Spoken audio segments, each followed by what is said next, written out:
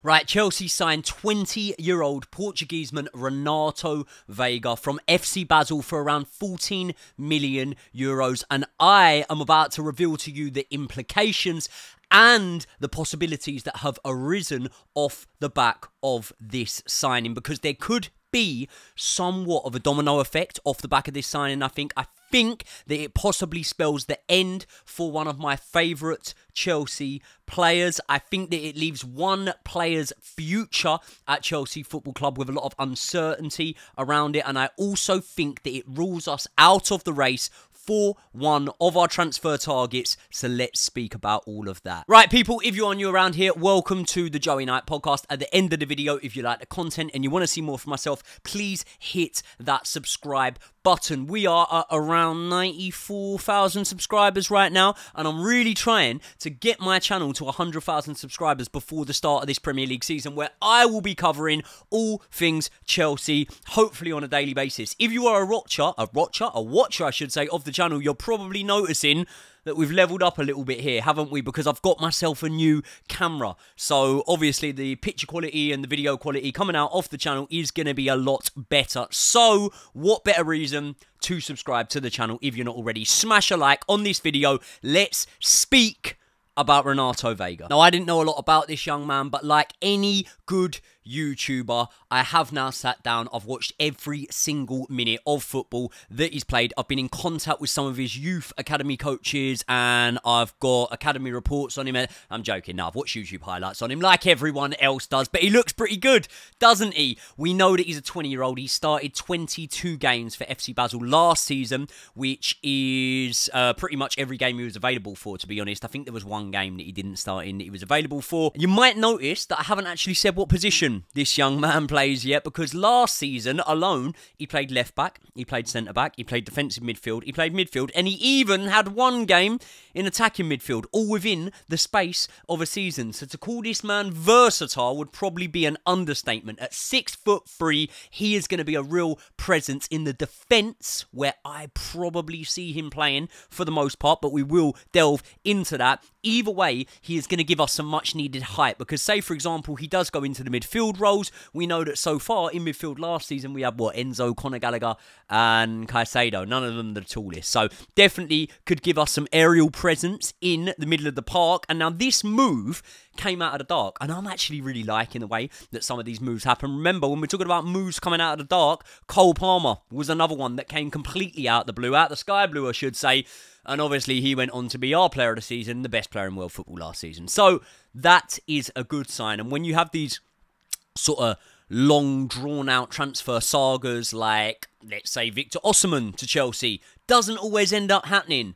When you have the ones where there's bidding wars, like, let's say, Mykhailo Mudryk to Chelsea, when he could have gone to Arsenal as well, maybe so much emphasis is put into the euphoria that comes around getting that player and pinching him from under the noses of a London rival that maybe it can be looked at as somewhat anticlimactic. And a few of these players that we have had these bidding wars over haven't even hit the ground running. So to come, what I would say, completely out of the blue, I'm not averse to it. I don't mind it at all. Now, Fabrizio Romano is reporting that we plan to deploy him at centre-back or defensive midfield. But what with our pursuit of Riccardo Calafiori, have I pronounced that right? I can never get his name right, but I can never get many names right. You can forgive me. You're here for the vibes. A left-sided centre-back.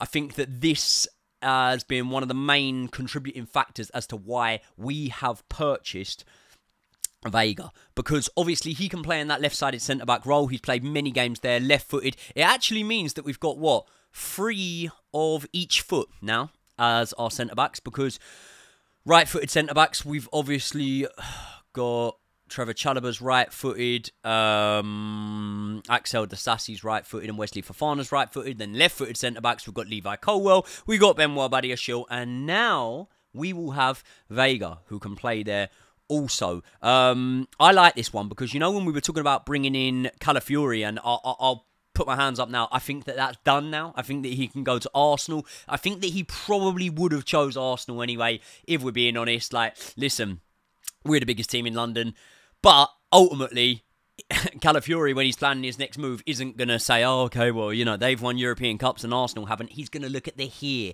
and the now. And the here and the now is that if Manchester City gets this points deduction that I'm thinking they're going to, and that a lot of people think they're going to, Arsenal on form are probably going to be closest to them in the Premier League next season. So if Calafiori was to go there, he could have a Premier League winners medal around his neck at the end of next season if Manchester City get that points deduction. If they don't, they'll probably win it again. But either way, the reason I wasn't too keen on the Calafiori one was because obviously a left-sided centre-back, listen, I want to see Levi Colwill there. I really, really do. I know we've got Benoit Badiashile. Benoit Badiashile can blow hot and cold at times. Sometimes when he was partnered with Axel Disasi, he looked awful. When he was partnered with Thiago Silva, he looked brilliant. When he was partnered at times with Trevor Chalobah, he looked pretty good. So Benoit Badiashile is definitely a solid option there. But for me, I want it to be Levi Colwill, man. I'm going to do a video where I speak about pre-season. And when I speak about pre-season, I'm going to speak about the importance of Levi Colwill. I do think that his ceiling is definitely the highest out of all the centre-backs we've got at the club. And he might even be the best right now, you know. He may well be with the departures of Thiago Silva and the imminent departure that I think of Trevor Chalobah. We'll speak about that. But Levi Colwill is the man I want to see as the starting left-sided centre-back. I do not want to see him sold, and I know there would be a whole host of clubs interested in taking Levi Colwill on. But Levi Colwill did come with his injury issues last season. So if he was to have those injury issues again, what better player than Renato Veiga to be able to come in there and fill in for him? Because when you look at Renato Veiga, right, he's very versatile, but not only is he very versatile, he's very good more or less everywhere he plays, you know. Ball playing abilities makes him a prime candidate, I would say, for the inverted left-back role as well. And obviously we'll speak about what that has. So when I'm looking at Renato Veiga, right, the physicality speaks for itself. He's really confident and a very decent dribbler of the ball. From what I can see, he also chips in with the attacking side of the game very well. So if you've got a guy that is as positionally versatile as Veiga may be, then obviously you can use him to cover, 3 or 4 different positions. And one of the positions that you may be looking to use him to cover is also that left-back role when we're inverting. When you look at the job that he's done in midfield, and by the way, we're saying about bringing him in as a centre-back, right? He actually started more games as a defensive midfielder last season. Now, when you see his ability to play in the middle there, and the fact he's left-footed, maybe you could see him deployed over in the left-back slot. Let's say, for example, if Cucurella was out injured, or for any reason if Cucurella wasn't there. Now, one man that I said about it spelling the end for would probably be Trevor Chalobah, because although we're going to have more games next season, I completely understand that. When you look at 2 centre-back slots, like Maresca's not going to play, free at the back. And when he does, it will be transitionally as we're attacking or whatever. So he's not going to start off with 3 centre-backs on the pitch, right? There's 2 slots there, basically. And if we've got 6 players in there, I just think that, you know, providing injuries aren't as bad this season, 1 or 2 of those players are going to go without much game time at all. And when I look at the players we've got there, I don't know. I think that Trevor Chalobah is going to be moved on now this summer. I do think it will happen. I'll be absolutely gutted for it to happen, as I love Trevor Chalobah. He's a brilliant player. He might never give you a 9 out of 10, but he'll give you a 7 every single week. And that is a trait in a player that I think goes really unsung at times, because stability can be everything in football, and Trevor Chalobah does give you stability. He's also a player that was here during the good times. He knows what it is. You know, pardon the cliche, but he's proper Chelsea, isn't he? He understands what it is, and he's won, and he's been around winners. So I think that he's invaluable to this team, and I think that we've missed Trevor Chalobah big time. But I do think that we can't be naive and think that we're just going to keep bringing players in this position, but we'll just stick with what we've got in the old guard that works so well, because ultimately this ownership are showing, like it or not, they are willing to sell academy products. And I think that when you bring in a guy like this for €15 million and you could potentially get 25 million for Trevor Chalobah, that's going to be appealing to them. Not to me, to the ownership. I'm just being realistic in this. Yeah, so when we look at potentially the fact that he could play in that left-back slot, then I think it could leave the future of Ben Chilwell hanging in the balance, because we've heard that top Premier League clubs are interested in Ben Chilwell. For me, he's very much behind Cucurella in the pecking order right now, so I do believe that Ben Chilwell could be looking at this move and could be thinking, well, do you know what? My game time could be even more limited here. And when you look at the fact he's on 200 grand a week, Ben Chilwell. Now, I don't know what wages we're going to be offering Renato Veiga, but it'll be nowhere near 100 grand a week, I don't think. I think we'd probably be on, I mean, Cole Palmer's on 75 grand a week, so Veiga's probably going to be on, what, 60 grand a week, something like that. So I'm not saying it's definite that this spells the end for Ben Chilwell, but it definitely moves him closer towards a Chelsea exit, I would say. And when you're looking at freeing up some of the money on the wage bill, maybe that could make a little sense. Now, one thing we're hearing at the moment, and this transfer could impact it ever so slightly, is that there's a potential that we could be looking, or at least listening to offers for Cucurella. And now that would be such a mistake. Such a mistake, in my opinion, because, listen, I'm not saying Ben Chilwell can't play that inverted role, but Cucurella really made it his own last season. And in Cucurella, you really have a player that is night and day from the player that arrived at Stamford Bridge. You know, he was shot of confidence when he first came in, and it led many people, including myself, to wrongly assume that it wasn't a confidence issue, it was an ability issue, and that Cucurella was just not good enough to play for Chelsea Football Club. But last season, he proved me, many other fans and many people online very, very wrong. Unless your name's Gary Neville and you didn't watch Chelsea at all last season, and you still think he's rubbish. But Cucurella has been one of the best left-backs at this Euros, by the way. Cucurella has got the perfect amount of horrible bastard in him. And that is what you need, by the way, in any team. And by the way, he's not just a scrappy player that doesn't mind sticking his body on the line and can get stuck in. He's also a very, very good player.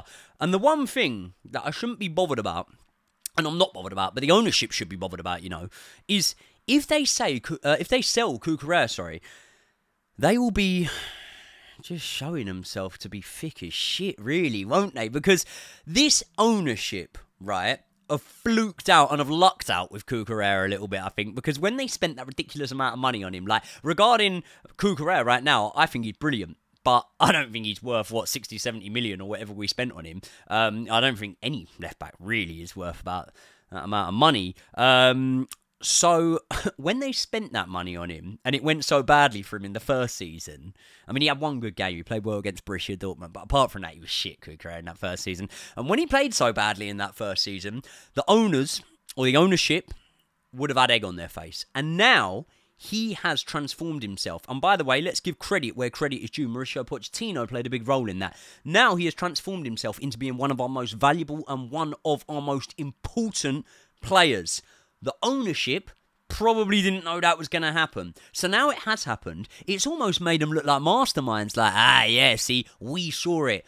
Us Americans, we saw it, and you lot didn't see it. And I don't think that's right. But either way, it's transpired to be that way, that Cucurella has come good. So to sell him now would be moronic. Absolutely moronic. You overpaid for him.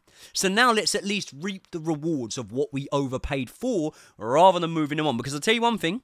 If Cucurella gets sold, no one's coming in for 70-odd million or something like that for Cucurella. So either way, I think for next season, Cucurella, #1 starting left-back. I now think that the Portuguese man, Renato Veiga, could be a deputy left-back and a deputy left centre-back. The reason I don't talk about him in defensive midfield as much, which may well be his best position, by the way, and maybe that'll be where we see him. The reason I don't speak about him there as much is we've obviously got a lot of players there now. We've got, what, 4 players that can play there. We've got Caicedo there. We've got Enzo there. Now, Enzo Maresca's plans for Enzo Fernandez might be different, but we know that throughout his career so far, he's played in that deep sort of playmaking role rather than a defensive midfield role. But positionally on the pitch, they're the same sort of area. We've also got Ugachukwu there. Who knows what will happen with him? And we have also got Romeo Lavia coming back there. Now, I mentioned the pre-season video I'm going to do because obviously this month we play Wrexham. We've got a lot of good games in pre-season that we're going to be playing. So I'm going to do a video. I'm going to hopefully drop that video Monday. Hopefully Monday night, because I'm actually off now to go and watch the England game. So Let me know what you think of... I keep pointing at the background. Nothing's different with the background. It's this, the camera. Let me know what you think of the new camera. I think it looks fucking sick. I'm buzzing about it, to be fair. As I say, let me know your thoughts on Renato Veiga. Guys, I've had no prep for this video. I've literally just put this out because I've seen it, but I have been watching YouTube highlights of him all morning. He does look like a good player.